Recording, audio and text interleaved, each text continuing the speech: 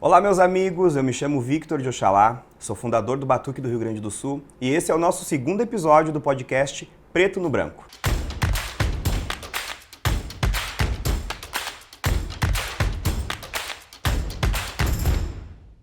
Então hoje nós estamos com o Pai Pedro da Oxum, né, Pai Pedro?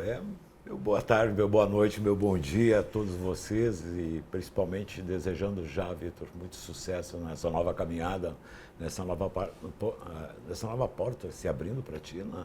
E principalmente dizendo que eu sou um fã do teu programa, da tua página, ou melhor, desde quando tu iniciou. Acompanho ela porque sempre tinha um assunto interessante.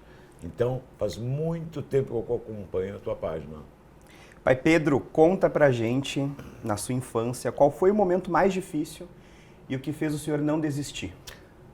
Olha, eu acho que na minha vida, na minha infância, o momento mais difícil foi um acidente que meu pai teve, que mexeu com a minha família. Meu pai ficou um ano lá em coma, né? Que foi atropelado por trilhos de bonde. Caminhão lá da Senhor dos Passos descendo e meu pai bem belo, com uma tainha embaixo do braço para ir para Canoas, e o trem os trilhos que estavam sendo retirados das ruas e avenidas de Porto Alegre, ele caiu ali, foi um baque. Meu pai ficou um ano em coma e voltou. Voltou com alguns defeitos, né? Mas voltou. E a perda da minha mãe, que veio logo em seguida, né? Isso mexeu muito com a minha estrutura de vida, minha estrutura emocional. Tinha 12 anos nesse período, era muito agarrado à minha mãe, e lidar com essas questões do pai, que também tinha problemas de saúde, o pai que foi para Santa Catarina. Foi uma época difícil da minha vida, mas uma época também que eu conheci muitas coisas, inclusive a própria religião. A religião se mostrou para mim de uma maneira muito especial. Então, o meu início, aquilo que a gente pensa de vida, né? Que parece que o sofrimento está batendo na tua porta, e bateu de fato. Tá? Para mim, para minha mãe, para minhas irmãs. Não foi fácil, foi muito difícil. Olha, dá um livro se contar a história, só aí desse período. Porque eu morei em tudo que é lugar, né? Morei em Viamão, morei em Canoas, morei na Restinga, morei em Laguna, em vários lugares lá, em Santa Catarina. Morei em tudo que é canto, meu Deus do céu. Meu pai tinha essa coisa, uma e duas estava lá. Em Viamão, quando meu pai estava doente, eu vendia pastel. Ficava triste quando não vendia a rosca, que a minha mãe fazia o pastel. Aí um dia eu comi uma cesta de rosca, porque eu ia contar tudo, menos que eu não consegui vender. Então são coisas assim que a gente se lembra, né? A minha mãe era meio doidinha, e a gente se lembra de muitas coisas, de muito sofrimento, e até muitas vezes, não vou dizer a palavra fome, mas a falta era muito. Naquela época era uma realidade muito grande. Tinha dias que não tinha condições, e meu pai naquelas circunstâncias. Então isso aí mexeu muito comigo. Eu aprendi a me virar muito cedo na vida, porque a gente tinha que se sustentar ou ajudar de uma maneira ou outra. Fazer a vida. Literalmente fazer a vida, né? Os seus pais eram de religião? Não. Minha mãe não era de religião, não. Minha mãe, até o contrário, como eu te falei que era um tanto doidinha, minha mãe tinha o hábito, ela gostava de ir numa umbanda que era tradicional aqui em Porto Alegre, ali na Gruta, no hospital, ali na subida ali, era muito antiga. E a minha mãe, não duvida, ela não acreditava nas entidades, né? E aí ela contava, que ele dava risada depois, a gente ria junto, né? Que ela levou uma agulha desse tamanho e testou uma entidade. Diz que o caboclo virou para o lado, assim, olhou ela de cima a baixo, ela caiu no chão. Tá? Então, muitas histórias. Minha mãe era danada, mas o apelido dela na família era Maria Homem. Era brava, saía na mão. Então, coisas assim que a gente vê, sofre, lembra com o passado. Eu não gosto de lembrar muito nisso, não, sabe? Dói um pouco. Não foi um momento muito bom? Não. Minha mãe morreu muito cedo por problemas, então, tanto eu quanto as minhas duas irmãs, a gente passou os perrengues na vida, e depois que foi entender o porquê a minha mãe era dessa maneira, né? E sempre me senti abandonado, até o dia de... Se eu encontrar conheci com a a mãe mãe do Oxum. Pá! Minha vida deu uma transformação assim. A religião me acolheu de uma maneira que, meu Deus, ela cobriu muitas necessidades. Eu tinha um problema com família, né? Carência de família. E a religião me cobriu isso de uma maneira. Me deu irmão de santo, me deu família, me deu referência, me deu um monte de coisa. E que fez a base do Pedro de Oxum. Meu nome é Rafael, se não sabe, fique sabendo. Mas pode me chamar de Pedro, se me chamar de Rafael, não vou olhar. Só minha mulher que eu respondo. Quando ele chama de Rafael, porque tá brava. Sim. Não é Rafa. Essa parte que o senhor contou já entra na nossa segunda pergunta, né? É. Que o nosso roteiro já está de acordo com a conversa que a gente teve antes. Sim. O senhor recebeu uma profecia, né? Pois então. Essa profecia fez sentido para o senhor naquele momento? Demorou um pouco? Não, foi bem depois. Foi 4, 5 anos depois que eu fui começar a entender. Quem é que fez essa profecia para o senhor? Putz, sabe que naquela época, a minha tia, ela era viúva, era 2 tias, né? Uma viúva e uma solteirona. Aí ela tinha o Gustavo, a tia Cici tinha o Gustavo e a Rosane, que era tudo a mesma faixa etária, tá? Aí veio, a minha mãe faleceu, veio 13, então nós éramos 5, com 2 mulheres cuidando.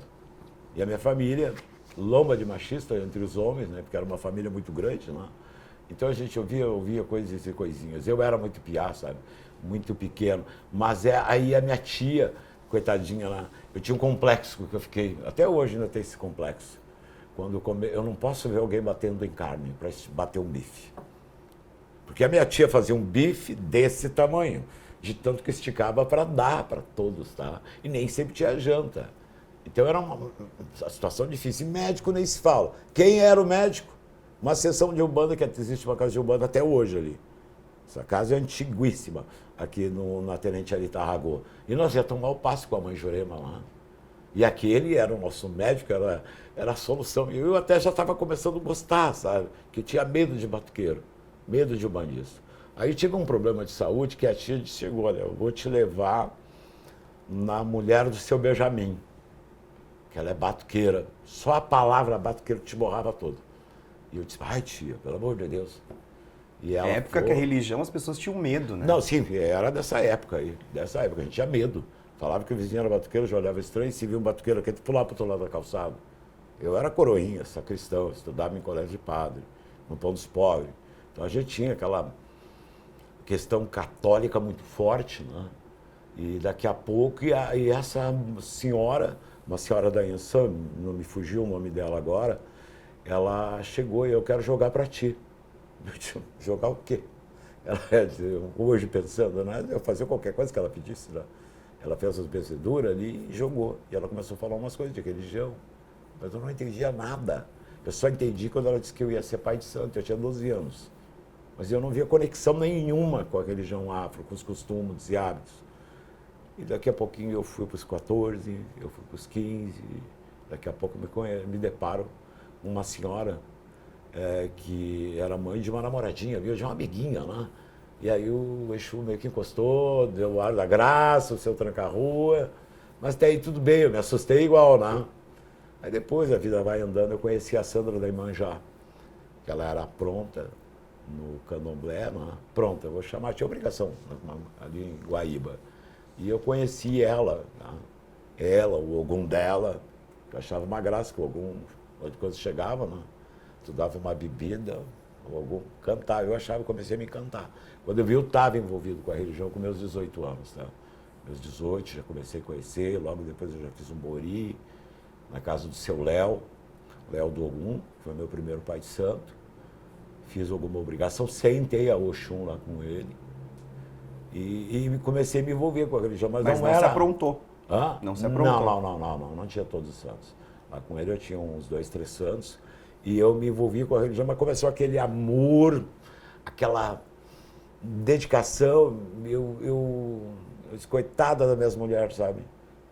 Não, da minha mulher, da Sandra. Porque eu era o marido que eu ia gravatar aí eu tive 2 pais de santo, o Pai Gelson do Bará e o seu falecido, o Léo do Ogum. E era em Gravataí. Gente, eu ia um dia sim, um dia não, na casa do Pai de Santo, lá em Gravataí. Com a mãe Miguela morando aqui do lado. Eu ia, mas porque eu era curioso, eu era sedento de conhecimento, eu queria viver, eu queria aprender, e a nação sempre me chamou a atenção. Portanto, que a minha vertente aqui dentro do Ileja é a nação só. Ah. O senhor tem Exu, tem aqui em Banda, mas não tem uma... Não, é para mim. Ela é para mim. Não é aberta ao público, feitura para filho? Não. É agora que eu vou fazer o 3º filho de santo, meu de Exu, vamos dizer assim, tá? 3º, tá? E aí fico na dúvida, coitada da guria que está dizendo, não, mas eu quero que o senhor faça. De todos esses anos, o terceiro no Exu. Isso, está esperando 3 anos para que isso aconteça. Eu marco obrigação, marco. Acho que vai sair agora. Tá? Vou fazer. Tá? Nem os meus filhos têm Exu. Tá? Feito por mim, não. Tá? Então, estou para fazer também esse compromisso que eu tenho. Umbanda o senhor também não tem aqui? Não tenho Umbanda também. O meu caboclo é o Urubatã. Iniciei na Umbanda, mas não, a nação me envolveu mais. Portanto que eu saí, fiquei no Pai Léo e me encantou. Gente, a nação me deu família, me deu um monte de coisas que eram minhas carências ao longo da minha vida. A religião me preencheu isso, a Mãe Oxum preencheu, os orixás me deram tudo isso. E eu fico muito feliz, porque eu me tornei um homem feito por Pai de Santo, porque eu era muito jovem. O que me diz quem é que tem discernimento com 21, com 20 anos. Dá para tirar o chapéu para quem tem. Ah, tu tem? Tira o chapéu. Hoje eu vi esse chapéu. Mas é difícil. São raros, são exceções. Eu até era muito responsável com uma série de coisas. Trabalhava na área do direito, depois já me envolvi, fui açougueiro, trabalhei nesse mercado, fui convidado para trabalhar na área do direito, fiquei um tempão trabalhando com assessoria jurídica. Tá? Mas a religião precisava, eu tinha um vazio. Esse vazio custou me completar, sabe? Que eu sempre tive carência com família. E a religião me complementou isso de uma maneira muito legal. E agradeço a profecia dessa senhora que fez lá com meus 12 anos de idade, né? Que tem até um curta que fala sobre isso. Sobre isso e mostra partes da minha vida, sabe? É uma vida complicada, mas valeu a pena, dia a dia. E qual foi o maior desafio que o senhor sofreu em fundar o Ilê Xundocô, manter o Ilê Xundocô há mais de 30 anos, se tornando esse pai de santo dos famosos, das previsões?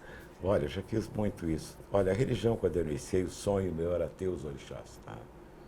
Foi onde eu fui para a mão do Pai Gelson, que o seu Léo era da mesma boa do Pai Gelson. Então, eu continuo no Ijexá, na mesma boa, até hoje. Tá? E ali ele fez a minha obrigação, levei aquele período. Torno a dizer, o Pai Gelson, coitado, aluguei ele, porque cada palavra dele eu dizia o porquê. Para o meu aprendizado, o meu entendimento, né?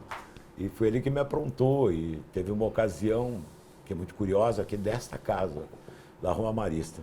E eu até quero te contar, essa eu não te contei. Tá? Eu tinha um amiguinho que morava aqui na casa em frente.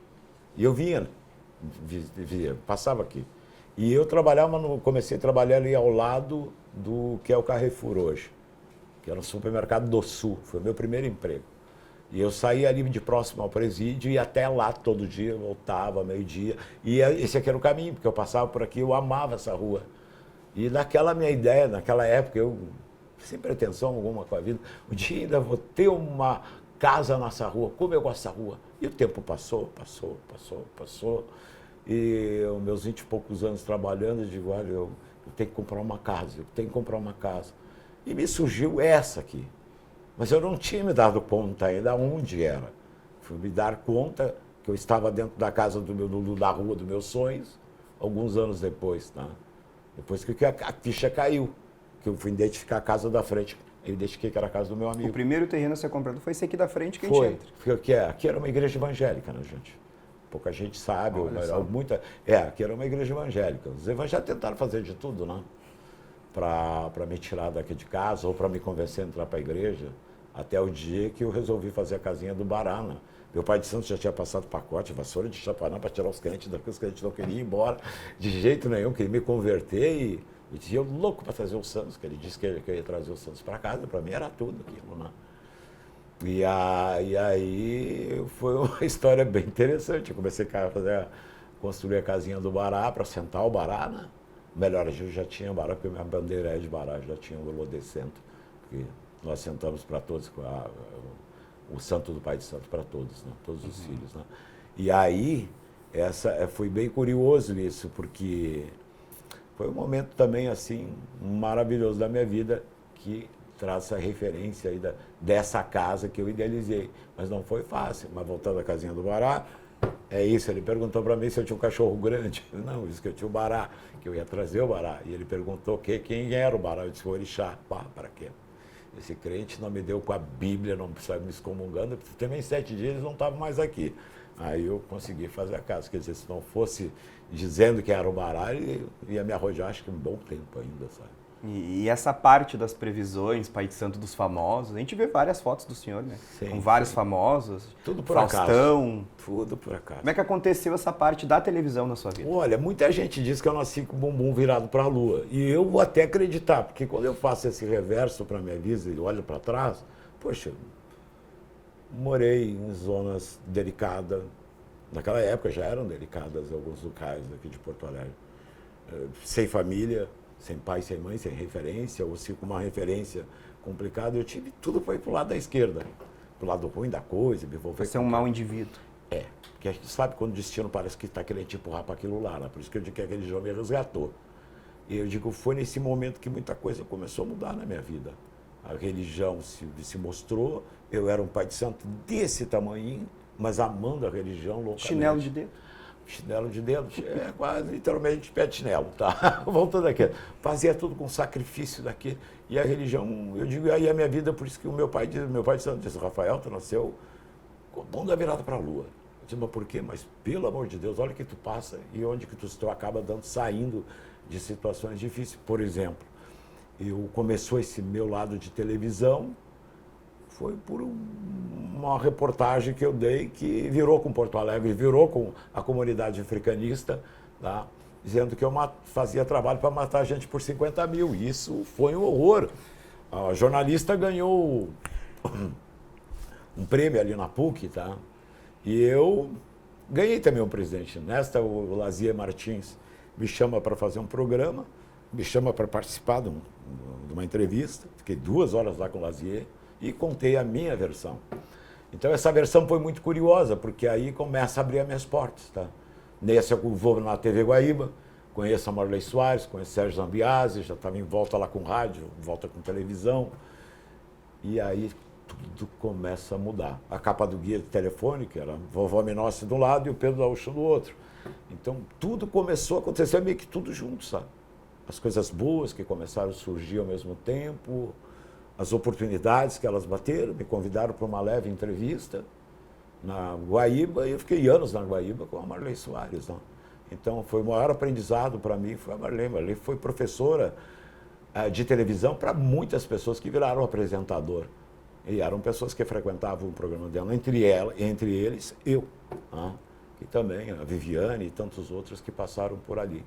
Então, o chamado golpe de sorte, que era para estar tudo errado. E olha que na própria Zero Hora ela sempre abriu as portas para mim, a RBS. A RBS sempre abriu as portas, mas foi uma porta difícil, sabe? Porque eu tive que ser o batuqueiro mais batuqueiro. Eu tive que pegar pesado.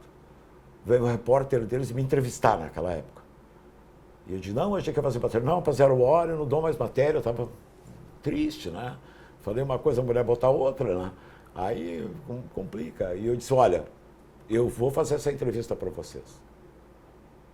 Mas se deu o meu nome, saiu o meu nome, eu vou preso dessa vez, porque dessa vez eu vou pegar um cabrito, vou botar embaixo do braço, eu vou matar na porta da Zero Hora.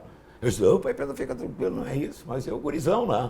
Bem desaforadinho. Sangue no olho. Mais brabo, minha brabeza é segundos, tá? Não é. Nesse meu lado de Oxum não me deixa brabo. Posso sapatear, mas é só hoje, amanhã passa. E aí, o que aconteceu? Fiz uma matéria, Zero Hora fez lá uma página enorme lá sobre os orixás, onde era ano de Chapanão, sobre previsões e uma série de coisas. Só que aí o pessoal da RBS começou a se encantar comigo. Então eu comecei a participar praticamente de tudo da RBS. Era jornal, era rádio, estava sendo lançado o aplicativo, né? Então naquela época já tinham passos do aplicativo e eu participei de muita coisa lá dentro da RBS. Atendi muita gente da RBS lá. A RBS que canalizou essa minha ida para o Faustão, que foi Que ano que foi aí? Olha, aí eu já estava grandão, já trabalhava para um monte de dono, de diretores lá, não veio o caso quem, né? E começou a abrir uma porta atrás da outra para mim. Então eu digo assim, aí o pai já só olhava no tempo, nasceu com a bunda virada para a lua. Tá? Porque muita coisa dava certa. Aí me convidaram lá para ir a São Paulo, para ganhar um prêmio internacional lá das pessoas que trabalhavam e que tinham destaque na cidade. Lá estava eu. Conheci a Globo inteira e mais um pedaço em São Paulo. E aí os relacionamentos, o network que vai acontecendo na vida, vai se abrindo uma porta, vai se abrindo outra e outra e outra. E isso foi, para mim, foi fantástico, sabe? E eu sempre com medo, mas as coisas aconteciam bem. Sempre dava tudo certo. Teve uma previsão que o senhor me contou lá embaixo, num encontro nosso, que foi das Torres Gêmeas, né? Minhas previsões eram meio bombásticas, não foram uma nem duas. Hoje eu vejo o Ricardo Dalchon, né? Pois naquela época eu tinha uma visibilidade muito maior, sabe? Porque eu conseguia estar em todas as emissoras ao mesmo tempo, sabe? Então todas batiam aqui em casa. Então aí eu gostava de dar previsão, sabe? E arriscava com previsões. Eu arriscava, então eu costumo, até hoje, uma pessoa vem jogar comigo, eu gosto de dar 3 jogadas. Meu jogo de búzio é 3 mãos de búzio. Ali sai tudo que eu tenho que ver para a pessoa. E o senhor gosta da previsão? Odeio. Não gosto, eu não gosto. Porque eu tenho aquele detalhe, eu até brinco com o pessoal. Gente, vocês querem saber o futuro de vocês, se eu não sei o meu, eu vou saber o de vocês? Aí entra a ideologia que eu tenho sobre futuro. Futuro, para mim, é o livre-arbítrio, né? É uma via de vários que tu tem ali. Tu pode pegar a primeira, a segunda, a terceira, a quarta, a quinta. Eu acredito muito em destino, sabe? Agora, o futuro, ele pode até nos guiar. E o búzio, na minha visão, quando eu jogo para prever alguma coisa relacionada ao futuro, pode ter certeza que é desgraça. Mas eu entendo o que na religião? Que a desgraça, quando está anunciando isso aqui, não faz isso que vai dar esse problema, ou tu vai por esse caminho. Ela está te dando a oportunidade de tu sair daquela via complexa. E essa via, muitas vezes, é a tua vida, que está em jogo naquele momento. E ela pode, então, se tu joga, o orixá diz, tá para dar isso, tu já não vai. Um exemplo, eu tive um cliente aqui que no caso dele, foi um caso que me chamou muita atenção. Ele chega assim e diz assim, seu Pedro, jogou comigo, eu queria fazer uma segurança para mim, eu sou devoto de São Jorge. Ele disse, do Pai Ogum? Sim, sim, sim. E eu joguei para ele, viu uma coisa estranha, né? Aí eu incentivei, vamos fazer essa segurança porque ele está pedindo. Aí era um medalhão. E ele era do exército, a gente. Um medalhão desse tamanho, e ele botava o medalhão por dentro da blusa, tá? Ficava no bolsinho interno lá do uniforme dele do exército. E ele, nesse momento, é convocado para ir para a fronteira do Brasil, para servir lá, não me lembro qual local. E não diferente dos dias de hoje, lá, só que naquela época tinha guerrilha muito acentuada na fronteira do Brasil, Colômbia e assim por diante. E ele leva um tiro. E adivinha onde pegou a bala? No famoso Ogum, com seu cavalo gritante. Ali a bala, ele me trouxe, gente, porque ele era um metal grosso, eram ali 3, 4 milímetros ou mais. Não era ferro, eu acredito que seja alumínio, alguma coisa, mas era forte. E a bala empurrou o metal para dentro. E ele trouxe, está aqui, seu Pedro. A segurança valeu, né? Então, o Pai Ogum protegeu ele. Protegeu. Então, eu passei assim, por várias experiências com cliente. Se eu aprendi alguma coisa na vida, lidar com pessoas, incrível que pareça. O pessoal me pagou para isso. Sentava na minha frente, jogava, mas o que eu ouvia deles, para mim, era aquilo tão bom e tão gratificante aprender tantas coisas, de lidar com o ser humano e tantas outras coisas, né? Já fiquei muito assustado jogando búzio, né? Nem sei quando tu pega a chave de cadeia, né? Uma delas que me assustou muito foi agora, faz uns 10 anos. Uma senhora com uma voz, se o senhor pode resolver o problema do meu neto, eu vou mandar ele aí. Aí me veio um menininho aqui em casa, são coisas que acontecem na mesa de um pai de santo, né? Foram 2 fatos que me deixou muito... E eu vi o guri incomodado, o guri dos seus 19 anos, e ele disse, seu Pedro, faltou mais um. Eu disse, o que é mais um? Eu disse, mais um. E o guri assim, se mexia, não sei se estava drogado, o quê. Ele disse, falta mais um para eu matar. Eu matei 8, tem que ser 9. Eu disse, e aí, o que tu faz? O senhor ficou com medo. Quem tem medo. O nono sou eu. O nono sou eu. Vai que seja, né? Sim, quando eu era mais novo, eu atendia com um pedaço de pau do lado ali. Eu não sabia, né, gente? E aparecia uma chave de cadeia assim para te incomodar. Olha, pelo amor de Deus. Pai Pedro, tira meu marido da cadeia. Sim, você não parecia. E esse caso, assim, depois eu acho que eu entrei na mente do guri, sabe? Eu acho que a avó dele disse que ele melhorou muito, só não sei se ele matou um nono, sabe? Tá? E o outro fato foi uma menina que chegou em casa, linda guria, sabe? Uma menina, assim, dos seus 18 anos, um apogeu da idade, uma guria linda. Chega, seu Pedro, eu queria ver o senhor aqui, me tirou uma fotinho, né? Do rapaz, disse, olha, um playboy. cheio de ouro, lindo, maravilhoso, do lado de um carro. Aquela menina, já imaginei, na minha imaginação, eu estou vendo uma menina e um rapaz no jogo de búzio. Aí ela chegou, é que ele pediu um favor para o senhor, ele está preso. Eu disse, sim. E o que ele faz? O que ele prendeu ali? Atropelou alguém na minha cabeça? Não? Uma coisa leve.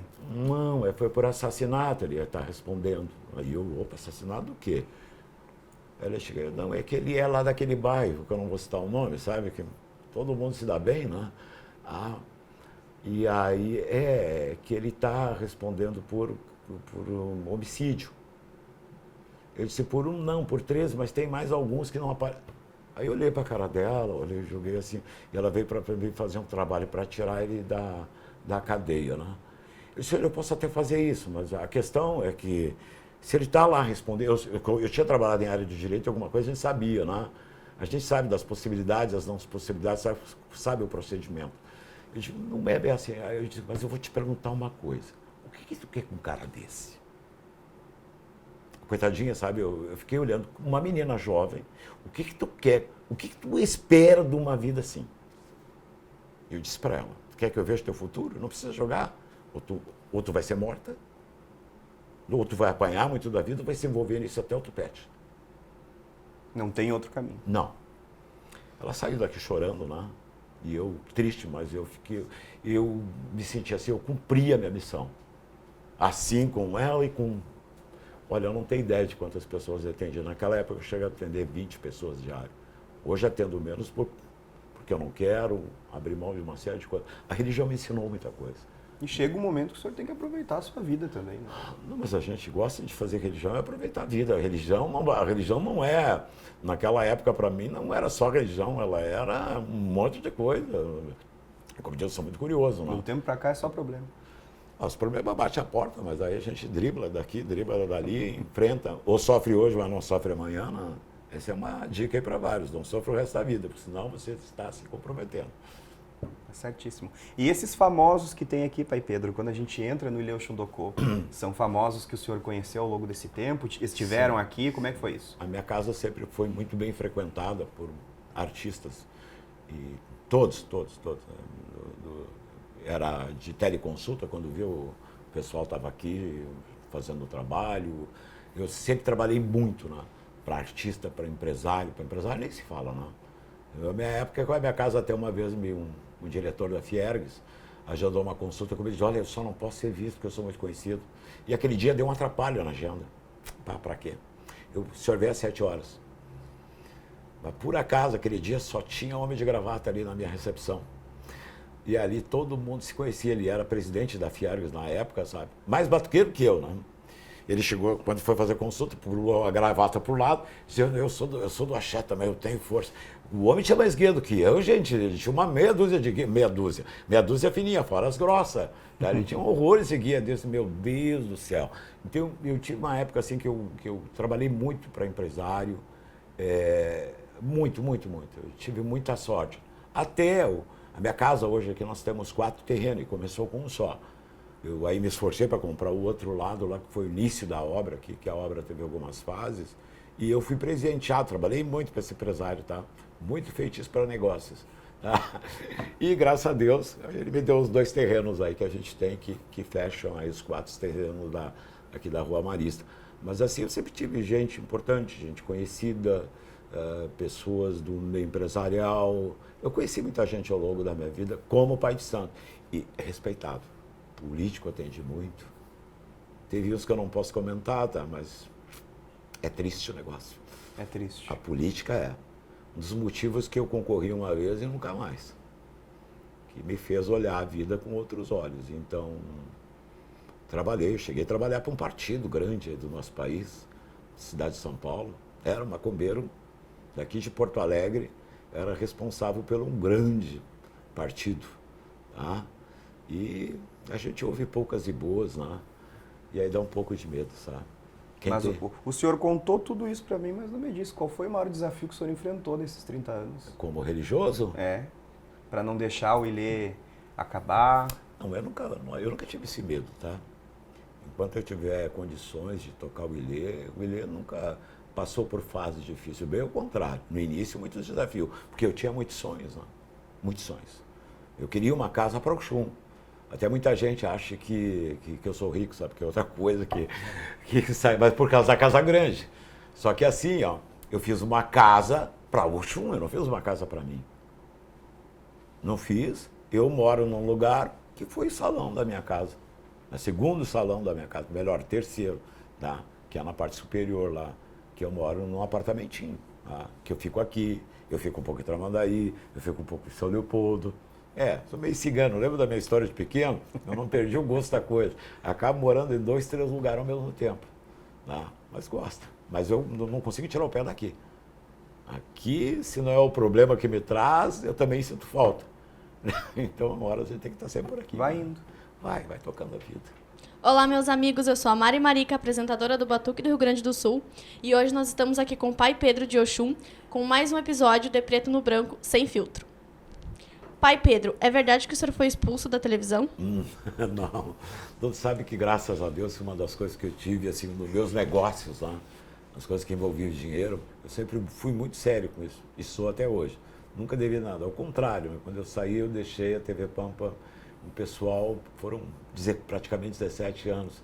Não, foi o Covid, foi uma série de coisas que me fez sair. E acho que saí no momento certo, porque a gente tem um momento para lutar por alguns sonhos e encerrá-los, para que a vida dê uma continuidade. Não, eu tenho documentos, assim, eu pedi para sair e agradeço a TV Pampa e toda a sua diretoria que me acolheu e a minha porta e as portas lá estão sempre abertas. Se eu quiser voltar, voltei, né? Continuam abertas lá em outros lugares também que eu participei. Eu sou muito sério com isso. Não, se fosse a TV Guaíba tivesse mandado, a TV Pampa tivesse mandado embora, nunca houve motivo. Fiquei 17 anos, nunca recebi reclamação. Ao contrário, elogios por disparar o Ibope ao máximo, né? Pai Pedro, fala pra gente sobre essa questão da Casa Gourmet, um vídeo que viralizou da apresentação do Ilê Xundocô como uma empresa de feitiços. Pois olha, vamos falar então sobre isso, que é longa essa história, mas eu vou ser rapidinho, tá? O Ilê do Xundocô sempre tentou fazer algo diferente. Primeiro que nós somos a primeira casa preparada com acústica, entre parede, meu vizinho do lado aqui não ouve o tambor, desse lado, do outro ouve, né? Mas eu moro no Partenon, então a gente não tem problema com isso, né? Eu sempre tive o sonho de ter uma casa linda para o Oxum. E esse sonho foi meu e da minha ex-esposa, que foi a Viviane. A gente construiu isso aqui, suado que dói. A gente fez uma casa, fez uma área de atendimento, por quê? Eu sempre atendi algumas personalidades, tá? Algumas pessoas que tinham medo daquela história de ver santo e um monte de galinha e cachorro e papagaio gritando, que é muito comum. Eu não estou dizendo que é errado, tá, gente? Então eu queria uma área mais próxima, como se fosse um consultório, para dar tranquilidade às pessoas que eu tenho. Para mim também, não, porque afinal a gente fica sentado o dia inteiro, jogando. E sempre tive essa vontade. Então o Ilê veio com essa cara de mudar algumas coisas. E virou até virou como referência de outras casas, tá? Hoje o Ilê é pequenininho, perto das casas que existem na cidade de Porto Alegre. Mas a gente tem a nossa área de atendimento ao público, que é ali a parte da recepção que vocês conheceram. Mas não é uma casa gourmet, não. É uma casa de religião, só que divide o espaço. Aqui em cima, nós temos a nossa área profissional. Mas então você trabalha com a religião? Você, claro. Eu sou escravo do milho, como todos os outros aí. Porém, com diferencial. A gente sempre teve, desde o início que iniciou, a ideia de ter uma sociedade beneficente, e tem. Uma outra empresa com CNPJ, para poder ter suporte numa máquina de cartão, que naquela época era aquilo, botava papelzinho e passava o negócio, né, em cima, e aí passava e mandava para o banco, não tinha máquina ainda de cartão. Então a gente começou a operar e para lidar com o banco, tu precisa pagar imposto, tu precisa de CNPJ, que hoje é comum em várias casas, né? Então a gente não se profissionalizou, a gente se estruturou como um prestador de serviço com o cliente, tá, gente? Essas são as diferenças. Porque com a religião, ainda eu gosto do axé, que pagam ali para obrigação. É bem diferente, são coisas bem diferentes. A minha casa tem um lado religioso, até acho que o pessoal chegou, tem muita gente que acha que eu cobro fortunas para fazer obrigação. Eu sempre levei esse título, olha, não vai no Pedro, que o Pedro vai te cobrar o nego e o cachê. Eu digo, não, gente. Eu trabalho com a religião com feitiço. Eu não tenho esse hábito de comercializar o axé, sabe? Eu me preocupo muito com isso. Paga, tem despesa, porque o batuque não é barato, nunca foi, e hoje é muito menos. Então, tu tem que ter muita gente para unir ali, para que a gente possa realizar. São essas diferenças, não. Mas o gourmet me deixa um pouquinho, tá? Depois eu entendi o que é a lógica da coisa, tá? Mas não deixa de ser uma empresa de feitiços, né? Mas pode, se quiser entender, sim. Uma vez me perguntaram para mim, até foi em São Paulo, até, uma entrevista que fizeram comigo na Isto É, né? E eles me falaram, eu dei previsão lá, e aí tinha essa história do pai de santo, e eu gosto de brincar, não vou negar, né? Aí eu dizia que eu era o único empresário que pagava imposto sobre feitiço, né? Porque é verdade. Qual é o meu produto? Macumba, feitiço. E eu pagava imposto, tiro nota fiscal e tudo, até hoje, por sinal, né? Então ficou até isso bem marcado lá na Isto É, quando eu fiz uma entrevista lá para eles. Macumba sobre feitiço.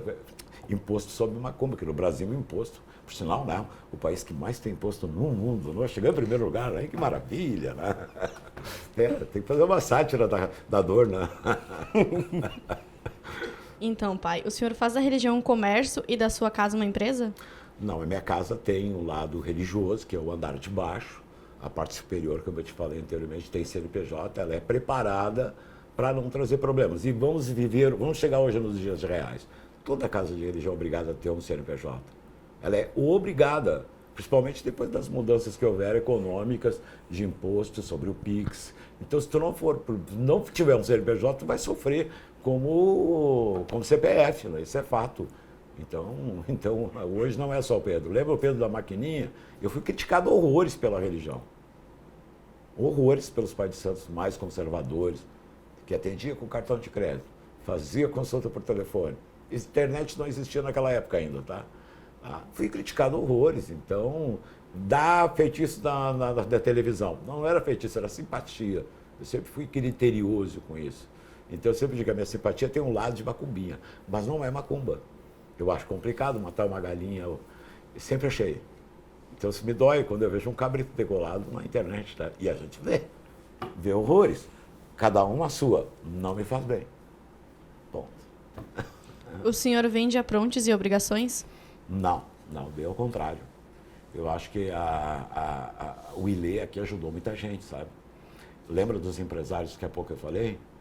Eu queria ajudar todo mundo a fazer obrigação, mas uma obrigação não é barato. Aí eu tinha mania de pegar padrinhos, e eram esses empresários lá, que vamos dizer hoje, me davam 20, 30 mil, e era um padrinho dali do seu Zezinho que não tinha condição. Aí eu fazia o batuque, conseguia pagar todas as minhas continhas, aprontava. Eu aprontei muita gente sem cobrar um centavo. Hoje eu não faço isso, tá? Porque também eu vi muita gente que não dá valor para o sacrifício que a gente fazia. Mas a gente tinha uma coisa muito bonita. Outros deram um valor incrível, até hoje. Mas alguns nem tanto. Então isso me dói um pouco. Hoje eu tenho outra visão. Eu digo, olha, eu posso te ajudar. Mas isso faz parte da tua... não sei. Te vira, tá? Quer um balde, uma vassoura para fazer uma faxina? A gente faz. Quando a gente quer, a gente faz. E para a religião tem que ter o suor. Eu tive uma situação... eu vi isso bem em outros lugares. Eu conheci um rapaz no Caribe, quando uma oportunidade eu tive por lá. E ele estava para fazer obrigação para o santo dele em Cuba. Aí a gente conversando lá, eu conversei com várias pessoas de italiano. Aí eu fui saber que o italiano era pai de santo, o americano era pai de santo, o chileno e o espanhol e o brasileiro era eu. Todo mundo se conhecia, né? Se via falar. O meu site, eu já tinha o site naquela época, já era bem famoso no Brasil e fora, o oxum.com.br. E aí, mas senhor é o pai Pedro, que legal. E assim começou a história. E aí esse menino que estava trabalhando lá no hotel, ele falou que estava trabalhando 1 ano, porque ele queria dar comida para o santo. E ele estava trabalhando 1 ano no hotel, e de dia ele estava no barco, se virando assim para fazer. Pô, é sacrifício. Religião sempre foi identificada, eu tenho que me doar, eu tenho que me sacrificar. Virar uma noite, limpar o chão, não importando o canudo que tu tenha. Porque na minha casa eu vi muito médico de bumbum, limpando o banheiro, aqui advogados. Porque religião, tu entrou para o portão, tu é igual um ou outro. Então não existe esse comércio com a religião. Eu cobro, como qualquer outro. Mas está longe de ser que o pessoal, quando alguém disser assim, Pedro, o pessoal deve tirar o sangue deles. Já me vieram com esse papo, né? Para fazer as coisas. Eu te disse uma coisa, a minha casa é enorme desse tamanho. Quando eu fiz a parte de baixo lá, que foi a parte inicial, eu suei. E eu vou ser bem honesto, uma vez eu fiz um galeto que acho que eu comi galinha pelo um misto. Não me veio ninguém. Então não veio ninguém. E aí digo, olha, ali eu aprendi. Não, deixa que eu vou me virar, sabe? E se eu ganhei alguma coisa foi de cliente, que foi os lustres ali. Lustre não, os ventiladores que eu tenho até hoje. Até hoje, há alguns anos já tem aquele ventilador lá. Vai devagarinho, mas vai. Vai devagarinho, mas vai. Gente, tira essa ideologia aí. Não, Pai de santo dos famosos ou é só hype para conseguir mais clientes? Não, eu sempre tive muita gente grande à minha volta, sempre. Eu não posso citar o nome das pessoas, nem gosto, não. Mas sempre tive muitas pessoas. Não pai de santo. Eu sou pai de santo, não aquele de botar a mão na cabeça. Não, mas eu ajudei muita gente me ajudou, pessoas famosas. Eu conheci muitas pessoas, né? Então, automaticamente, tu acaba tendo ligações. Mas para mim são pessoas comuns, né? Claro que eu tremia todo, quando eu vi o Francisco Coco, aquela história toda, Regina Duarte, e aí tu vai citando nomes e nomes que cruzaram aqui pela Marista, né? Eu atendia muito em São Paulo, né? São Paulo era o segundo lugar, horas o primeiro até. Em São Paulo eu trabalhava muito. Lá eu conheci muito, lá é mais fácil de conhecer, né? Os globáveis, né? Mas atendi muita gente, sim. Pai Pedro, dando sequência na nossa entrevista, existe algum erro comum entre as pessoas que buscam espiritualidade? Sim. Achar que religião é para ganhar dinheiro. E esse erro é repetido horrores. Quando alguma pessoa olha para mim e digo assim, eu sou profissional da religião. Literalmente a religião virou uma profissão, né? Literalmente. Antigamente a gente trabalhava por fé para construir uma religião. Hoje as pessoas constroem a sua fé para ter um carro, não do último modelo, muito maior. O vulto, eles querem expressar o vulto. Muitos têm, até muitas vezes até nem têm, mas expressam isso muito forte. Então a religião hoje está muito diferente. Hoje a religião e eu vou falar do que eu vejo nas redes de vocês também, é business mesmo. Eu tenho o meu lado business, mas não é bem por aí. Não é para filho, não é para religião, é para trabalhos. É para manter, olha. Vocês acham que é fácil manter uma casa desse tamanhão aqui? Não, não é brinquedo, não. Vamos ser realista, né? Eu tenho que trabalhar com a religião, trabalhar. Não é o Filho de Santo que vai me pagar isso aí para mim, não. Eu acho que quando tem uma casa de religião, tu tem que pensar nisso. Como ela vai sobreviver? E horas o pai de santo tem que arregaçar as mangas, né? Não pode estar extorquindo, exorpando o filho de santo. Eu discordo disso. Tem que pagar mensalidade? Tem. Só que a mensalidade não cobre. Por exemplo, a luz aqui do 441, só aqui da casa de religião, eu já paguei 5 mil por mês de luz. E tem outra casa lá do outro lado. Hoje, depois de eu trocar a lâmpada, ar-condicionado, caiu pela metade, que para mim ainda continua caro. Então, a gente tem que ser realista. Agora mesmo a gente está num processo da casa aqui, mexendo com a diretoria, da sociedade, e vai mudar muitas coisas. Nossa casa vai virar 100% sociedade beneficente cultural e Lei Oxundocô. Por quê? Porque é bonito? Não, porque tem isenção fiscal. Então, se realista, a pessoa não sabia disso, tem um monte de isenção, lute lá pelos seus direitos. Se você é babalorixá ou ialorixá, né? Ou tem um terreiro de umbanda, nação, seja lá o que for, tem esse direito. Tá? Espero que o seu município cubra isso. Mas a lei federal, tu não paga mais imposto de renda, não. Vai ter que provar até a alma, né? Tudo bonitinho. Mas a gente está preparado para isso. E na sua visão, qual é o verdadeiro papel de um pai de santo? O pai de santo, ele é aquilo que minha mãe e a cabocla Jurema me disseram quando eu tinha 10, 12 anos. Ele é doação, ele é ouvir, ele é orientar, ele é auxiliar, ele é mostrar aquilo que as pessoas não conseguem enxergar. É a maior verdade que tu pode fazer numa consulta ou numa casa de religião, é dando realidade às pessoas, não é vendendo sonhos. Nunca venda sonhos para ninguém, mas fale a realidade. Eu faço isso todo dia. Hoje eu fiz com uma moça, que eu há pouco estava falando, uma moça do Paraná, da polícia, investigadora, uma cabeça bem constituída. Eu estava conversando com ela há pouco, antes de começar a conversar com vocês. E eu estava falando, minha querida, a maior verdade é aquela que tu tem que enxergar, não é aquela que tu acha. Quer dizer, as pessoas têm que amadurecer, porque muitas vezes tu tem 30, 40 anos, mas age como adolescente, inclusive no campo afetivo. Tá? Eu disse que linda é a paixão lá, privilégio dos jovens. E, por sinal, seja um eterno apaixonado. E a gente vê pessoas com conflito complicado, gente casada, gente estruturada, gente que se perde numa bobagem e pode destruir uma vida. Então, se você é um pai de santo lá, uma pessoa, tem que ter uma palavra de punho, mas não olhando para os seus interesses, como dizia o falecido Brizola, olhando para os interesses da pessoa, dando opções dela. de olhar para esse lado e para esse. Aí quem sabe tu vai salvar uma alma, aí tu vai dormir tranquilo. Aí vale a pena. Qual foi o maior valor que o senhor aprendeu como pai de santo? Olha, como pai de santo é a mesma coisa, é a dignidade que tu tem perante os outros, né? Para mim é a melhor coisa que existe. Eu olho de frente para qualquer pessoa hoje, eu sempre baixei a cabeça, sabe? E continuo baixando a cabeça. Mas hoje eu digo, hoje é a minha vez de colocar e dar caminho a pessoas. Para mim isso é fantástico. Eu recebi isso do meu pai de santo, puxão de orelha, me botando a boca. Eu achava horrível, gente.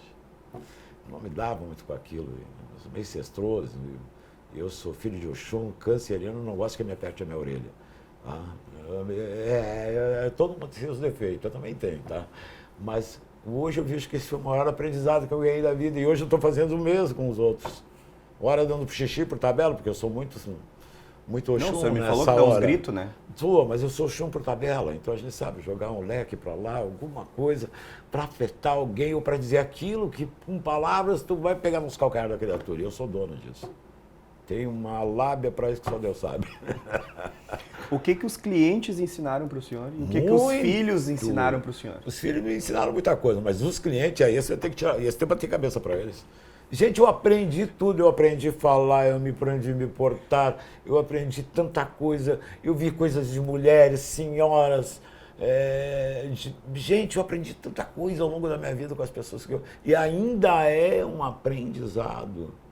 Então, eu digo assim, a religião, o jogo de búzio, não é o pai de santo que te dá o axé. Tu nasce com ele, tu não vai chegar a nada.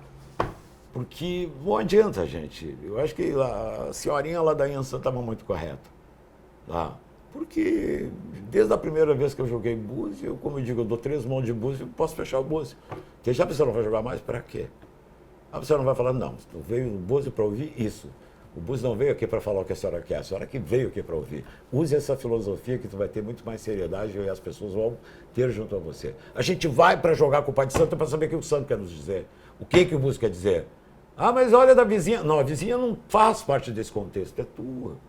Então, quando a gente entende, quando tu consegue entender isso, agora é uma coisa que a religião me ensinou. Vai no rim. O búzio, 3 vezes, rim. É o motivo que ela veio. Graças a Deus eu jogo assim, tá tudo certo. Eu tenho que estar muito ruim aquele dia para jogar. Eu digo, olha, vem outro dia que eu jogo outro dia para ti, se eu não estou bem. Tem dias que a gente não tá no dia, não tá no santo, né? E o que os filhos ensinaram para o senhor? Paciência, tolerância e lidar com os defeitos e qualidades de uma tribo enorme que é o filho de santo, né? Porque imagina assim, ó, eu botava 30, 40 pessoas no chão mais cedo e aí eu comecei a entender que cada um era de uma tribo diferente. E eu reuni 40 tribos dentro de um quarto de santo, numa semana, depois ficava 10 dias preso, né, naquele período. 10 dias preso, só ia embora no passeio. Bom, no final o povo já estava assim, querendo se matar. E lidar com essa diferença cultural, social, toda ela ali, vidas dentro do dia de obrigação, meu Deus, é a maior escola lá. Se tu não aprender ali, não aprende. A paciência, por exemplo, começa ali, né? Porque tem que ter paciência. Hoje em dia está tudo muito mais flexível. Mas antes, os antigos, aí, os que estão aqui na volta, sabem muito bem. Tu entrava na quinta e era o serão, era o batuque, só rodava o pé depois do último batuque.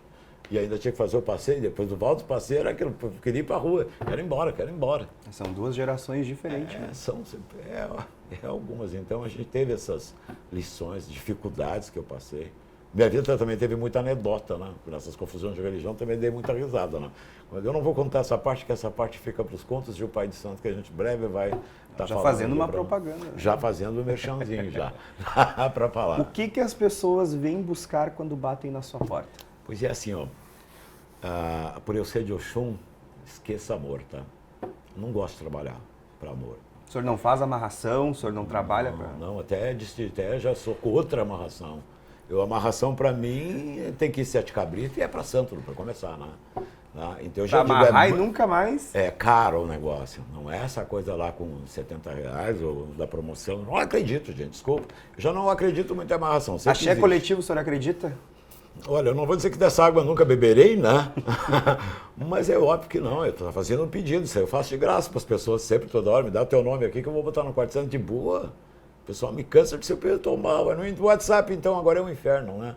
Aí eu disse, não, pera aí, me dá o teu nomezinho, tá, já estou digitando, tá, não tem problema, eu boto lá. Então você faz gratuito, botar um nome lá no quarto santo para ajudar as pessoas. Para amor, para saúde, para tudo. Para saúde, principalmente, para amor, não, acho que já que tu está investando em coisa... É uma vaidade, né? Amor eu quero aquela mulher debaixo do meu salto, debaixo do meu pé. Aí esses dias me ligaram, mas seu Pedro, eu queria fazer um trabalho, mas daquele de dominação. Eu disse, a senhora que é um escravo, cego, mudo e surdo. Aí eu sou de boa, eu dou no meio, é na hora, tá? Não dá. E a gente no amor eu sempre digo. Eu vou dizer eu posso contar um caso rapidinho aqui? Pode. Eu tive umas coisas que, assim, para mim são revelações, né? Me chega uma moça aqui que era secretária de um diretor famoso, presidente do Grêmio. E ela, claro que a gente nunca conta, tu conta a história, mas não fala o santo, tá? Isso é normal. E ela chega e diz assim, seu Pedro, eu quero esse homem, eu sou amante dele há 2 anos, e eu quero esse homem de qualquer jeito, tá? E ele é casado. E ela chegou e disse, eu joguei, né? Tu tem certeza que tu quer? Quero. Tá? E ela, se tiver que pagar o dobro, eu quero. Mas eu quero esse homem. Tá bom. Eu vou entrar porque eu também sou gremista, né? Eu vou pegar um jogo do Grêmio lá de graça, né? Lá no Olímpico. Aí fiz o trabalho para ela, só que eu falei para ela, e é verdade, eu falo isso aí até hoje. O trabalho de amor, ele é aberto. O que ele é aberto? Ele te dá o santo que é a tua felicidade. Só que a tua felicidade, muitas vezes, é longe daquele cara que tu quer. E aí fiz o trabalho para ela, a mulher sumiu, deu 30 e poucos dias, a mulher nem amém, né? É sempre assim, quando consegue. Eu achei que ela conseguia. Ela chega 3 meses aqui depois, e ela me chegou, seu Pedro, eu não sei o que o senhor fez. Fiquei com a cara tapada de vergonha, né? Eu ficava todo vermelho. Né? Eu disse, eu não sei o que o senhor fez, mas depois que eu vim aqui, o senhor fez aquele feitiço para mim. Me deu um nojo da cara daquele homem, mas um nojo. E ele vinha pedindo, queria se separar. Eu disse, não, tu pega a tua fulaninha, fica com a... Eu dava risada, mas eu entrei nervoso. Tá? Eu era bem jovem nessa época, tá? Não tinha 30 anos ainda, sentia um pouquinho mais, tá? 20 e poucos. E ela chegou, mas eu não sei o que o senhor fez. Me deu um nojo daquele, disse, vai me pedir o dinheiro de volta, pelo amor de Deus. Vou ter que devolver o dinheiro. Vai ser, eu devolvo, se der problema, pega aqui, eu tomo aqui, aí encerrou o assunto, não dou papo para conversa, tá? Conversa mole. Aí ela chegou, mas, seu Pedro, eu tenho um presente para o senhor. Eu digo, opa, ela me abre a bolsa e me entrega, tá aqui, ó. O seu trabalho me abriu os olhos. Eu conheci o homem da minha vida. Em 3 meses ela estava casando com outro, me trouxe convite, fui no casamento. Ela teve o primeiro filho, trouxe para me conhecer, teve o segundo, trouxe para me conhecer, e o terceiro. Então eu acho que vocês lembram assim, vocês que adoram... Um amor de verdade mesmo. Mas né? eu chego a me arrepiar todo, olha aqui, estou todo arrepiadinho. Quando eu me lembro dessas histórias, eu me arrepio, gente. Gente, aí a mulher chegou assim, eu estou feliz, eu encontrei o amor da minha vida. O que é o trabalho aberto? Sem fofoca de amarração, esquece da amarração. Amarração está amarrada nessa e na outra. Quem faz amarração de verdade sabe, está nessa e na outra. Depois tu vai... Mas essa moça chegou e disse assim, ó, eu encontrei o homem da minha vida. E esse seu trabalho, que eu acho que deu errado, mas deu certo, o tiro saiu pela culatra, mas deu certo. Tá? Não, ele encontrou o amor. Mas eu sempre jogo limpo. Eu digo, olha, o trabalho é aberto. O Santos vai querer sempre a tua felicidade. Se tu não é um bom entendedor, mas eu explico. E é o que geralmente dá. Mas não gosto, porque eu não gosto de lidar com sofrimento por amor. Porque eu sou uma pessoa muito emotiva. Se tocava uma música da Xuxa, eu chorava, da Xuxa, nesse cabimento. Se toca uma melodia numa música, aquilo mexe comigo, eu me derramo todo. Literalmente me derramo. Até hoje eu sou assim. É sensível. Se botar uma cervejinha, então... Aí eu tenho que me cuidar. Não é descorno, tá, gente? Não é descorno. Me emociona. Eu sei que falou português brasileiro. Tá? Não, mas também já teve essa fase, tá? Mas assim, eu me emociono. Me emociono até hoje. Vou fazer 65 anos. Eu me emociono com uma letra de música. Eu vejo uma letra. Aí a melodia, eu toco violão, tá? Não sei se você sabe. Gosto de cantar lá de vez Toca em quando. tambor, toca violão. Toco. Violão ainda lá de quando umas partes mais gosto, eu entendo de melodia. O tamboreiro, quando desafinado na minha cara, eu já olho para ele atravessado. Tá? Porque a gente sabe o que é nota musical. Então tem essas coisas. Então eu já falo, meu, que eu não me canto é com essas vozes da cara rachada e acho que está agradando. Tá? Eu gosto do Antônio Carlos, falecido lá. Eu gosto lá do Chamim, pô, para que é mais afinado que esses dois? Pelo amor de Deus. Tem vários aí hoje. Mas tem uns que Não dá. no meu ouvido não vai. Não passa. E o que os filhos de santo vêm buscar quando batem na sua porta? Olha, essa questão de filho de santo, todos vêm aqui por um caminho muito simples. Eu nunca peguei estrela. Não, as estrelas nasceram aqui dentro. Eu tenho vários filhos de estrelas, mas as estrelas nasceram aqui dentro. Eles chegaram, então, meus filhos geralmente são antigos. Eu tenho esse de manter. O senhor tem uma mescla de jovem, velhos, de idade. A minha casa nasceu só com gente jovem, né? Só que os jovens cresceram e são muitos que chegaram aqui Estão jovens. até hoje? Eu tenho várias pessoas. Sim. Tem gente que me acompanha há muitos anos aí. Vai brigar comigo, a gente se briga, daqui a pouco se acerta e está sempre em volta, né?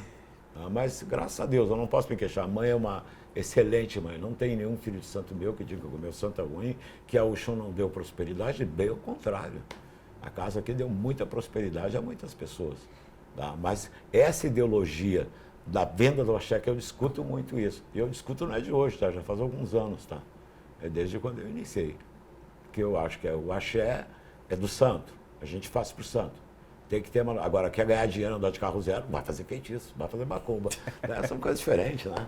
Então fica o rapaz lá que fez a matéria do Pai de Santo Gourmet, toma essa. Pai Pedro, ser pai de santo no modo automático hoje em dia é bom? Não, pai de santo. Eu sempre fui automático, tá? O meu pai de santo que eu era meio automático, pajé. Tudo bem, pajé. Hoje eu estou entendendo. Porque eu queria tudo certinho, então eu era cronometrado. E eu babava muito meu pai de santo. Quando ele ia fazer assim, eu já estava com a sineta aqui. Meu pai de santo, ele já estava com a alguidade. Isso era sede de aprender. Muita! E ele lá de quando botava a boca, ele disse, só falta vocês agora. Um dia ele me olhou, né? Fica, nunca mais botei o pé no corte santo. Não posso falar isso, ele tá velhinho hoje, tá? Velhinho. Mas uma vez ele chegou e disse, só falta uma hora dessa, querem me botar no chão. Bah, pra quê? E o meu pai de santo, eu não penso que ele falava pro cantinho. O público. Batuque, casa lotasse, se ele tivesse que acabar com sobrava até suas visitas, se marcasse com ele, vai ouvir. Eu falei, tá tudo bem, cada um tem o seu santo diferente um do outro. Né? Então, nem com o tempo as pessoas conseguiram mudar isso no senhor. O senhor não consegue ser de um modo automático único para todo mundo. Não, não, automático. Eu, por exemplo, eu fui feito assim, um alguidar do lado, uma bacia. Assim eu faço para todo mundo. Então, para mim, isso é escola. Não tem essa história de estar inventando coisa. Agora vou mudar que é outra axé, ou vou mudar porque eu achei bonito. Não, isso eu até critico. Mas tem o envolvimento do sentimento, do amor, do carinho, Mas todo, da a entrega. religião sem isso não existe, não é? Me perguntam por que tu vira uma noite, que tu não dorme, que muitas vezes tu tem uma mulher que não é batuqueira, nem um marido que é batuqueiro, que vai entender isso. Me diga. Até hoje a gente... Meu pai sempre disse que batuqueiro não é gente normal. Se fosse normal, não botava sangue na cabeça. É verdade. E agora tu pega alguém de fora para entender isso. Que a gente vai no enterro para embalar as pessoas. Embalar é balançar mesmo. Então uma pessoa de fora, porque ela não entende... A minha mulher tem essa... Minha mulher ela vem nos batuques para comer doce, tá? Nunca me viu matando uma galinha. Até hoje, eu estou 15 anos com ela. Não participa de serão, nunca viu. E ela tem um certo receio. Eu respeito o receio dela. Ela vai, hoje eu vou na igreja. Beleza, vou do Padre Reals, não. De quando vai com o irmão nos crentes. De boa, parece que eu brinco que eu sou casado com uma crente. Mas a gente se ama independente da religião. E agora, essa semana mesmo, eu me envolvi num Arisum. E aí o meu cunhado perguntou, mas por que tu vai sair na hora do churrasco? Eu digo, tá bom, vou para te entender, eu sou o padre da coisa. Entendi. Aí entendeu, porque se tu não fizer uma ligação com aquilo que a pessoa entende, ela não vai entender. E matar galinha, né? Muitos ainda têm esse preconceito de entender o porquê do quê. Muitas vezes por falta de explicação, tá, gente? O Pai de Santo não explica. Conheço muita gente, tem muita gente que vai pro chão e não sabe por que tá matando a cabeça. O porquê que tem que matar cabrito isso. Pergunta para o teu Pai de Santo. Que idade está a mãe Oxum? A mãe Oxum, Eu vou perguntar para o Augusto, mas ele vai entrar no ar aqui, não, porque eu acabo esquecendo. Mas eu acho que a mãe está fazendo 43 ou 44, uma coisa assim. E o que mudou de 44 anos para cá? Dentro da religião? Muita coisa. Eu continuo sendo agitadinho como eu sou até hoje, que eu sempre fui agitadinho. Por isso que eu brinco, eu digo com o pessoal, é que a meu Oxum tem banco com rodinha, tá? Essa é a diferença. Então, eu sou uma da Docô agitadinha, que tem da Docô Corumilaia, né? Tem a outra que é com o outro, que é o Oxum casa com o Chapanã, a minha Oxum casa com o Xangô, né? Eu sou o Oxum e Xangô, Agodô, Docô e Agodô, ponto. É outro partido. E muda isso, gente, incrível que pareça. Essas mudanças de orixá e passagens, escravidão, muda a personalidade do indivíduo assim aos montes. E em geral, o que o senhor acha que mudou em geral na religião de 40 e poucos anos para cá? Olha, tirando o brilho, porque eu sempre levei a fama de pai de santo do brilho, né? Só brilho lá no Pedro. Não, aqui em casa sempre serviu canja, canjica, aquela coisa de batuque. A religião evoluiu no sentido que eu acho que foi até para melhor. Hoje tu tem o freezer. Mas no meu tempo não tinha freezer, porque tu não tinha freezer, não tinha luz. Então tu matava na sexta, do sábado, na sexta para tocar do sábado, virava-se noite, porque não tinha freezer, não tinha geladeira. Ou vocês acham que a gente tinha esses tempos? Não, tu matava na sexta porque tinha que tocar sábado, senão os bichos tudo estragavam. Terminava o serão, já começava a assar as galinhas pro batuque. E tu vai dormir quando? Domingo, depois do batuque, depois que limpar a casa do pai de Santos. Se der, tu dorme. Ficava 2, 3 dias acordado, virado mesmo. Então, a religião melhorou nisso. Eu vejo, mas eu faço a caçar na pedra. Bacana, eu acho que a hora você tem que fazer na pedra. Mas eu tenho triturador, então eu sou o rei da máquina. Eu fui o primeiro pai de santo que lançou a máquina de pedagogia. Tem essa também, né, pai Pedro? Tem, essa é forte. Como é que o senhor lidou com isso? Lidei com um monte de galinha que eu matava 300 galinhas para o chum, como é que eu vou depenar? Pelo amor de Deus. Lidei desse jeito. Não tem trança de pedadeira. Não, tem uma maravilha. E como é que o senhor lida com essas críticas? Pai de santo dos famosos, das previsões, da depenadeira? De um monte de coisa. Sabe que eu me incomodava no início, mas isso não aconteceu agora. Aconteceu lá quando eu tinha 20 e poucos anos lá. Aconteceu desde que eu trouxe o show para casa. Só que eu pensava lá na frente. Gente, nas horas vagas, não sei se você sabe, eu sou programador de sistema. Tá? E eu aprendi com um cliente que lembra que eu falei que eu aprendo com os clientes? Me interessei, daqui a pouco tinha outro cliente que era da PUC, começou a me ensinar, fez um software para mim, eu comecei a me interessar. Comecei a comprar livro, quando veio o YouTube, e o Windows 3.11, para quem não sabe, e eu comecei a me envolver com programação. Hoje eu programo para inteligência artificial, fiz o sistema aqui, vou botar à venda, por sinal, até. A propaganda. Vamos lá, tudo. Propaganda. Oxum, negócio. Fiz um sistema que tu pode botar 10 WhatsApp, interage com toda a rede Meta, e eu sentei com o Augusto, vamos programar, vamos Para quem acha que o pai Pedro só senta no computador, não. Ele trabalha. Fazia o virado. Me diz uma coisa, pai Pedro. As pessoas mudaram o senhor ou o senhor é o mesmo desde sempre? Sou mesmo. As pessoas não conseguiram mudar a sua essência? Não. Mesmo com a ingratidão, com a tristeza, com tudo? Não. Eu consigo superar. Eu acho que eu aprendi, o tempo me superou. Porque antigamente eu me recordo que até tinha muita gente falando, tu não tem uma... As pessoas me diziam desaforo na minha cara, eu me fazia de... Eu entendi, eu não queria era me incomodar. Aí depois, um dia eu tomei uns remedinhos para emagrecer.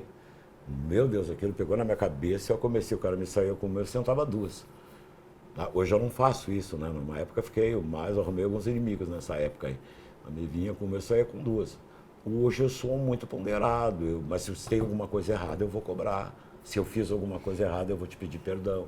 Mas a essência do senhor é a mesma? A minha essência é essa. Eu peço desculpa, eu não gosto de ter inimigos, não tenho, me julgo não ter. Tá? Mas se eu fiz algum mal a alguém, eu tento reparar de uma maneira ou outra, seja lá o que for. A minha vida é assim. E eu não gosto de ficar de mal com ninguém.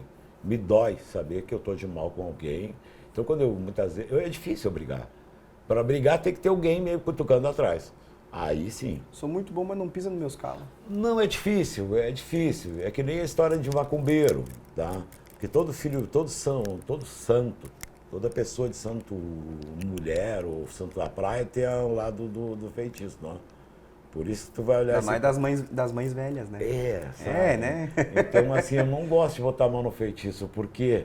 Não, eu era curioso. Eu tinha uma irmã de santo lá em São Gabriel, lá para aquele lado lá, que fazia feitiço dando para testar, para ver se funcionava. Terrível.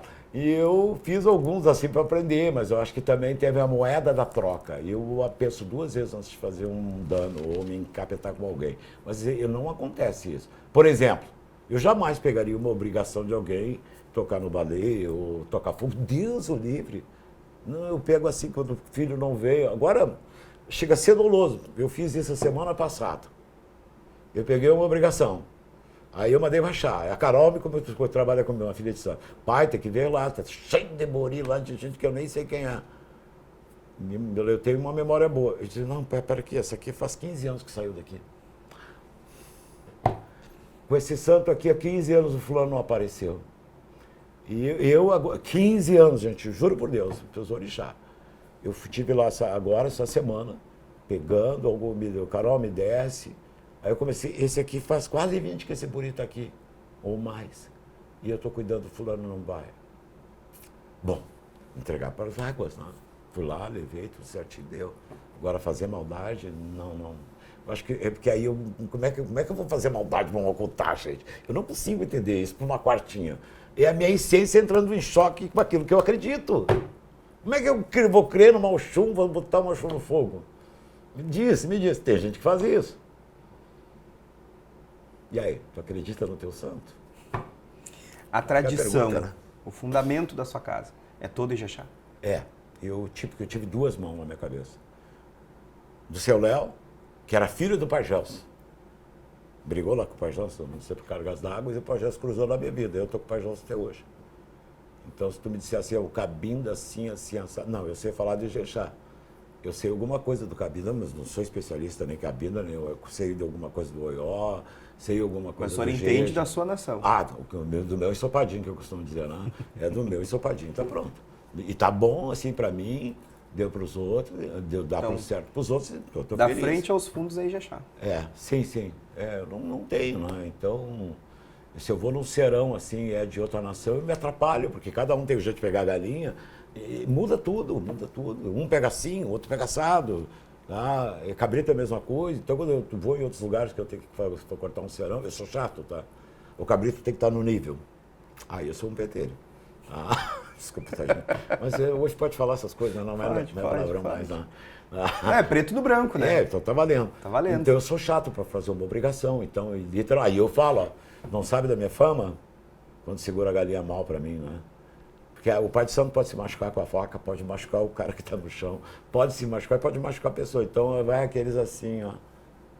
Diz, olha, se tu pegar essa galinha errada, primeiro eu vou te corrigir. A segunda eu pego a galinha e te dou uma joga na tua cara. Então, meus netos chegam aqui em casa, o pessoal conta essas lendas. Viu como é que é a doutora? Mas não, eles não lançam. Não, os meus filhos mesmo, pega a direita. Se tu não pega, vem a cotovelada. Aprende, pelo amor de Deus. Os outros eu não faço, mas eu dou umas cotoveladas assim. E grita. Passe asco pra ver. O que o senhor tem a dizer às pessoas que eram da nossa religião, saíram e foram para a igreja? Sei que muitos voltaram, né? Sei que muitos crentes... Mas para quem sai, despacha tudo? Olha, é corajoso, né? Mas a vida é assim. Tu vai ter... Eu só fico triste porque são pessoas que horas são pai de santo, inclusive, tá? Uma vida inteira. Aí chego lá nessa fase e eu estou falando isso porque eu vi muita gente me dizer isso. Seu Pedro, vão ter que me embalar, vão ter que matar o cabrito. Tu é batuqueiro ou tu não é? Então vai lá e despacha todos os santos antes para não ter esse ritual, sabe? Por causa do Egum, muita gente sem instrução, tá? Hoje está mais, mas eu vi muita gente, mãe de santo grande, zero instrução Egum, zero instrução, até da própria balança de Xangô, né? Então é complicado isso, né? E esse pessoal que sai e vai para a igreja, o senhor acha, ou na sua visão religiosa, a obrigação para de valer? Ou a chorou no corpo, tudo que passou? Não. E ele sabe que o santo lá na ponta não é que vai cobrar, mas vai estar junto. Não. Gente, tu nasce com o santo. Eu sou da opinião assim que quando tu vem ao mundo, Oxum te abre. Oxum, não é para mim, é para todos. Ela abre para você a luz ali. Quando você vai fazer obrigação no santo, renasce para o santo. É assim que eu entendo. Né? E religião, para mim, é isso. A gente renasce nas nossas obrigações. Tá renascendo. Isso tanto serve para o candomblé quanto para o batuque, tambor de mina, nagô e assim por diante. Né? Todos nós temos esse sentimento. E a internet faz a gente ver que diversos públicos acompanham, né, os nossos programas, tudo que a gente faz na comunidade. E o que o senhor tem a dizer às pessoas que acham que tudo isso é uma ilusão? A religião em geral, umbanda, quimbanda, nação. Olha, se for uma ilusão muito boa, né? Porque, gente, vamos entender assim, não vamos pegar o batuque, tá? Vamos pegar a palavra religião. Se a gente chegou como ser humano em algum lugar, com perdas, com gente na fogueira queimada, com negro escravizado, foi a religião. Mas foram também, vamos pegar assim, a Roma, os católicos, pô, faculdade, PUC, hospital, PUC. Tu vê assim toda a religião católica envolvida com o hospital. Envolvida com cultura, um batuqueiro, uma casa de religião, um centro vivo, uma África viva dentro do lugar. É assim que eu vejo a religião. A religião tu conecta com o passado, tá? E está revivendo tudo, a chegada do orixá, o santo e tudo aquilo que for coisa. Por isso que as regras do tambor é fundamental. Não pode ceder de jeito de maneira. Tem que ter alguém batendo tambor lá. Não interessa quem, mas tem que ter alguém. Ah, sim, que é o que falta. O senhor já sofreu preconceito por ser pai de santo branco? Já, e deu confusão. Eu recebi preconceito por ser batuqueiro, aqui no colégio até da minha filha, que o Augusto até, o Augusto aqui, foi dizer que não ia, porque ele ia deitar, ia fazer obrigação. Para quê? Colégio de padre, moral, deu RBS, deu tudo, preconceito, isso há muitos anos atrás. Ele tinha 7 anos, está com 30 agora, há 20 e poucos anos atrás, né? Preconceito recebi da negritude algumas vezes, Salvador muito forte. Como é que o senhor reagiu com isso? Olha, eu sempre fui muito humilde, né? Aqui em Porto Alegre que eu tive uma reação quando uma menina me tirou para bobo, sabe? E ela chegou, o que tu quer? Chegou, o que tu quer? Me olhou assim, eu já com uma cara de 20 nojenta. anos de santo, e a ministra Matilde do lado. Bom, para que ali? Eu acho que eu me possuí com aquela guria, sabe? Eu lhe disse para ela, tu tem vergonha na cara. Eu posso ser da cutis branca. Agora, quem é tão branco assim? Um brasileiro branco é meio delicado, só talvez a cutis. Só isso. Porque teve algum negro que cruzou na vida de alguém em algum momento. Todos nós. É difícil tu dizer, tem que ter um pezinho na África, né? Nossa. Uma coisinha. Eu que sei, eu tenho 2 sobrinhas lindas, loiras, coisa mais linda, aquele olho azul, mais lindas, né? Coisa de branquela, né? O pai dela é alemão, a mãe é filha de italiano com negro, e me sai umas loiras, coisa mais linda, que é uma mescla de negritude, aqueles olhos com uma... Olha, as gurias são lindas, sou apaixonado para minhas bebês, são as sobrinhas, neta da minha mulher. Anda para cima e para baixo comigo, as pequituchas, são coisa mais linda. Como eu, tenho como eu tive uma menina aqui que deu um problema até sério, uma menina loura também de italianinha, e me casa com um rapaz e me nasce uma pretinha. E o homem ficou louco. Aí depois a gente vem cá, que eu vou te contar quem é a tua italiana. Tá vendo essa foto? É a avó dela, negra. Então, quem é tão negro ou quem é tão branco? Então, aí dá. Então, e essa vez eu briguei feio com essa guria lá. Na frente da ministra, subiu até para ministra. Meu pai de santo é branco, né? E ele costuma dizer que ele não é negro porque ele nasceu na África. É porque a África nasceu nele. Exatamente, é a mesma coisa. Então, acho que o respeito... Eu não vejo muito preconceito aqui no Sul, tá? Mas fora do Sul, tipo em Salvador, eu vi muito. Lá era forte, Pai de Santo. E era para ser o contrário, né? Era para ser uma cidade. Pai de Santo lá, não. Hoje eu acho que está sendo toleiro. Eu me dou muito com o Boni de Xangô, pessoal legal. Maravilhoso, um cara que anda em todas as nações do candomblé, né? Muito querido. Um beijo pro Boni de Xangô. E o Boni é branco e é hoje reconhecido nos terreiros da Bahia e é respeitado. Só Deus sabe o que ele passou. E a gente sabe que não foi só eu que reclamei, não. A gente vê isso muito forte. A mesma coisa de Pai de Santo Gaúcho. Para muitos de candomblé não é muito bem aceito essa história de ter pai de santo antigo. Tem que conhecer melhor a história do Rio Grande do Sul, né? E o batuque tem uma tradição maravilhosa, que é linda, linda, que está cada dia mostrando. E eu tive o privilégio de receber na minha casa, essa tu não sabe, não é? Não. Acho que até na minha casa, ela teve na casa do Pai Cleão também. Tá? A princesa bisneta do príncipe. Esteve aqui na minha casa, veio conhecer, ela mora em São Paulo, esteve em Porto Alegre, bem na época que estava tendo um estudo muito forte sobre o batuque no Rio Grande do Sul, ela esteve aqui no Pai Cleão também. Tá? Eu sei que a minha casa e a dela foi uma das casas escolhidas para isso. Daí ela veio, conheceu o batuque, que tanto hoje se fala no príncipe, né? No príncipe Custódio, tá? quem é herdeiro, quem não é. Eu acho que ele foi um baita influenciador da época, tá? Viu? E nem existia o marketing, viu? Não, mas ele era... Entendeu? Esse dia eu estava vendo outras histórias, mas não. De fato, ali tem uma história. Até eu acho que a gente vê... Esse dia eu vi uma história completamente diferente daquela que eu conheço do príncipe Custódio. Mas eu vi documentos, né, gente? Eu vi documentos que comprovam que, de fato, ele recebia bônus lá da Inglaterra, né? Que é um lugar que ele quisesse escolher. A Inglaterra fazia isso, né? Era muito comum naquela época. Ó, príncipe ou rei, escolhe o lugar que quer para o mundo, tua vida vai ser custeada até os últimos dias da tua vida, com status de príncipe e rei. Estava feito assim, na vida. Pagava até logo. E ela invadiu o país. Pai Pedro, nossa última pergunta. Pergunta não, né? O senhor tem que se posicionar e trazer esse recado. Certo. Um recado para a geração antiga dos batuqueiros e para a nova geração. O que o senhor tem a nos dizer? Bom, para os antigos, né? Bacana de você estar levando à frente tudo aquilo que tu aprendeu, que tu conviveu e passar isso. Que aí é onde começa os jovens que estão se iniciando hoje, começam a receber, da maneira que vão receber. Aí a possibilidade do pai de santo ficar em paz, que ele está passando e o filho está recebendo com uma grandeza, porque tu tem que, na realidade, manter os hábitos e costumes. Isso é que muda na religião, porque cada um faz... Eu até vejo que a nação mudou muito pouco comparado com a Quimbanda, por exemplo. Né? A Quimbanda mudou da água para o vinho, né? Literalmente. Agora, eu não vejo tanto isso na nação. Eu vejo que tem mais brilho, que tem mais pompa, mas isso sempre foi assim antigamente. Quem podia mais fazia, né? Quem não podia não fazia. Mas o que eu acho que é que os novos têm que valorizar muito o que aprenderam com seu pai de santo. Gente, aprender com o pai de santo não é internet, tá? A internet tu tem a visão de hoje, não só do batuque. Hoje tu tem a visão geral. Jexá, Jejinagô, Boboquexá, Cabinda, todas as nações aqui. Agora tu pega, junta tudo, tambor de Minanagô, Queto, Angola, Moçambique. Poxa, tu cria assim, um leque, joga na internet. Aí eu já sei tudo. Não sabe nada. Então aprende aqui, a escola é o pai de santo. Aí ele faz assim, ele bota 3 batatinhas ou 7, não interessa quanto. Aprenda com ele. É verdade que tu aprende com o teu pai de santo. Porque é vivência, a nossa religião, a gente não faz para agradar aos outros. A gente faz o fundamento. Eu conheço muito pai de santo que vai na casa do outro, se é antigo, não. Mas eu adorei aquele amalá, tem a bananinha assim, mas tem um... Vou fazer uma em casa também. Eu adorei aquela canjica, vou fazer... Não.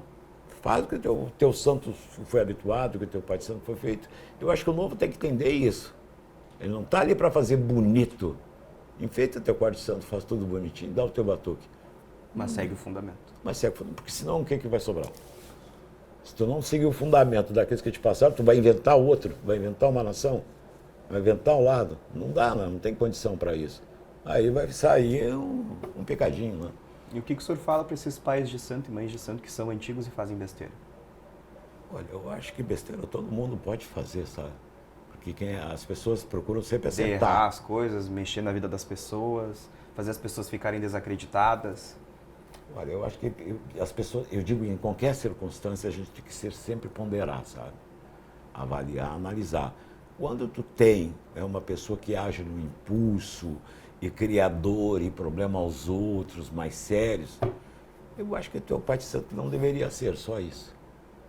Tipo assim, eu vou bater na cara de um filho de santo. Eu não vou negar, isso aí antigamente acontecia, eu não cheguei a viver isso, tá? Mas ouvi muitas histórias, mas entenda, a casa de religião na década de 30, do século passado, era uma senzala, gente. Ela sempre foi oriunda da senzala. Ia ter as correções da vara de marmelo pegando e do tapão. Eu não peguei essa fase. Meu pai de santo roncava. Você tinha que te derrubar com as palavras. Te derrubar.